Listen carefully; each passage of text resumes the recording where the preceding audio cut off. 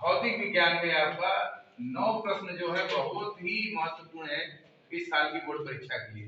इस पर आइए थोड़ा निगाह डाला जाए। किसी अवतल दर्पण की फोकस दूरी 15 सेंटीमीटर है तो वक्रता त्रिज्या ज्ञात कीजिए। पहले एक चीज आप लोग ध्यान दीजिएगा, जहां कहीं भी अवतल दर्पण हो तो फोकस दूरी ऋणात्मक हो जाएगी और वक्रता त्रिज्या भी ऋणात्मक आएगी। अगर ये उत्तल दर्पण होता तो फोकस दूरी धनात्मक होती और वक्रता त्रिज्या भी ऋणात्मक। तो देखिए जो वक्रता त्रिज्या r होती है वो 2f होती है, फोकस दूरी के 2 गुने के बराबर होती है। तो r बराबर आपका 2 गुणते -15 बराबर 30 सेंटीमीटर। ये आपका हो गया। अब आते हैं दूसरा क्वेश्चन है, मानव नेत्र में रेटिना बहुत ही मोस्ट इंपॉर्टेंट है। इसमें एक दो प्रश्न और है, दूर दृष्टि दोष और निकट दृष्टि दोष, इसको भी खूब याद कर लीजिए आप लोग। मानव नेत्र में रेटिना पर बनने वाला प्रतिबिंब, हम जानते हैं रेटिना पर हमेशा उल्टा, रेटिना पर उल्टा प्रतिबिंब बनता है।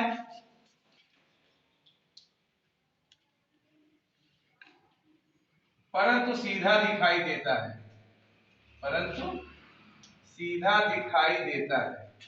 ये रेटिना का कार्य है। समझिए बच्चों, रेटिना पे जो बनेगा प्रतिबिंब हमेशा उल्टा बनता है, लेकिन जब हम देखते हैं तो सीधा बनने लगता है। प्रिज्म से श्वेत प्रकाश, चलो अच्छा इसको भी देखा जाए। प्रिज्म कैसा होता है, ये हो गया।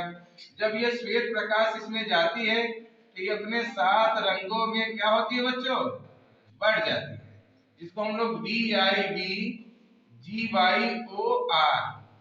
तो अब आप देखिए विचलन पूछा गया है, किस किरण का अधिक विचलन।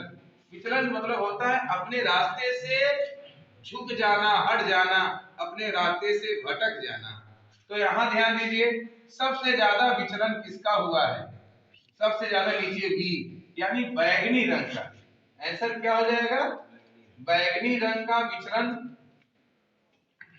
बैगनी रंग का विचलन सबसे अधिक होता है और सबसे अधिक होता है, और लाल रंग का विचलन सबसे कम, लाल रंग का विचलन सबसे कम।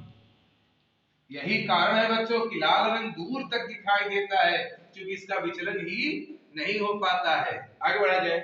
विद्युत जनित और विद्युत चुंबकीय प्रेरण होता है। तो विद्युत जनित में बहुत सारी, विद्युत जनित मतलब आपका जनरेटर, समझ गए। ये चुंबकीय प्रेरण के सिद्धांत पर कार्य करता है। इसमें सबसे मोस्ट इंपॉर्टेंट क्वेश्चन होता है डायनमो। डायनमो का कार्य क्या है, यह यांत्रिक ऊर्जा को विद्युत ऊर्जा में बदल देता है। ये भी क्वेश्चन बनता है, याद रखे रहिए। जो बता रहा हूं सब बोर्ड परीक्षा में आएगा, फिर बाद में कहोगे सर बताए थे ध्यान नहीं दिए। तो इसमें जो आर्मेचर होता है, क्योंकि यही घूमता है, जब हम लोग करते हैं आर्मेचर ही घूमता है चारों ओर, जिससे वहां पर एक वैद्युत क्षेत्र उत्पन्न हो जाता है और धारा बहना शुरू हो जाता है। चलिए आते हैं अगले क्वेश्चन, वैद्युत शक्ति का मात्रक क्या होता है। हम सभी जानते हैं P बराबर W/T। तो इसका एक मात्रक तो जूल प्रति सेकेंड भी होता है, या इसको हम लोग वाट भी कहते हैं। तो दो मात्रक होते हैं वैद्युत शक्ति यानी पावर। इसकी परिभाषा भी याद कर लीजिए, बहुत मोस्ट है कि एकांक समय में किया गया कार्य ही या कार्य करने की दर ही सामर्थ्य या शक्ति कहलाती है। आगे बढ़ते हैं हम लोग। प्रेरित धारा की दिशा, प्रेरित धारा की दिशा फ्लेमिंग के दाहिने हाथ के नियम द्वारा ज्ञात किया जाता है। फ्लेमिंग के दाहिने हाथ के नियम से, क्योंकि जब दाहिना हाथ आप बनाते हैं, ऐसे करते हैं, तो ये जो आपकी धारा होती है हमेशा तीसरी उंगली पे आती है। धारा यहाँ होती है, ये उंगली जो चुंबकीय क्षेत्र होती है, और जो अंगूठा होता है वो आपको बल की दिशा का प्रदर्शन करती है। मान लीजिए हाथ नहीं बना है, अच्छा जब आप बनाओगे पता चल जाएगा। तो प्रेरित धारा की दिशा के लिए हमें किसका नियम लगाना पड़ेगा, फ्लेमिंग। किसका, फ्लेमिंग के दाएं हाथ का नियम, दाएं हाथ का नियम। चलिए आगे देखते हैं।